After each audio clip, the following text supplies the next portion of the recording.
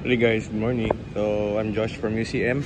So, we have the buggies. So, pakita ko na sa inyo yung tatlong buggies namin. Ito yung mga updated. So, wala na yung Jeep buggy. We have the sports buggy, desert buggy, and then the king buggy. So, itong pinakamura king buggy. Nasa 150,000 lang siya.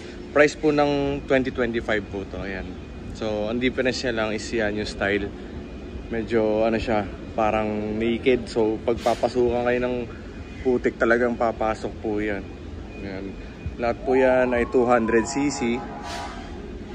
Yan. So ang maganda dito, ayan, may side mirror na. Tapos may ilaw. Then automatic siya, forward, neutral, reverse. Ikutan natin. Yan. So lahat to carb type.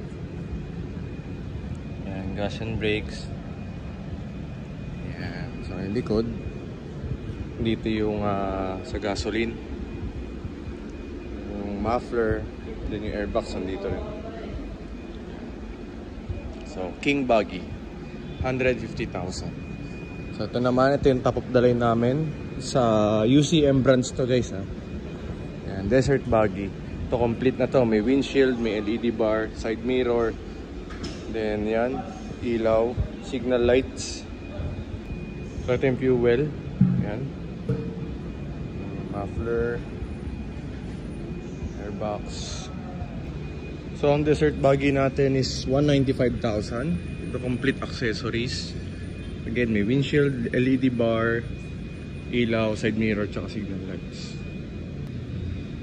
And also we have the sports buggy. Ito yung dati. Wala pa rin naman nagbago, ganun pa rin siya. Ganun pa rin specs niya.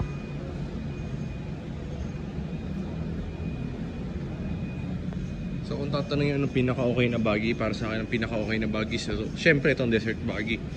Malaki legroom niya, taas yung cambio, then may windshield para sa mga ayaw maputikan.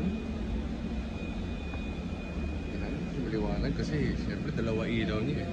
Meron sa dito, ito, tsaka yung LED bar. Although ito rin naman ganoon, pero ang ilaw nito is halogen.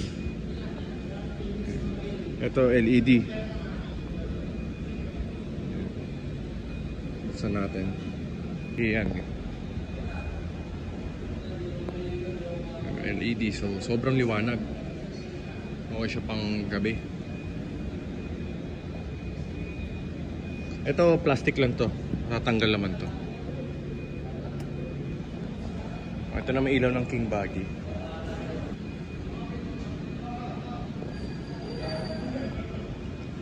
So yan. So sa sports buggy naman ganun pa rin na may ilaw niya.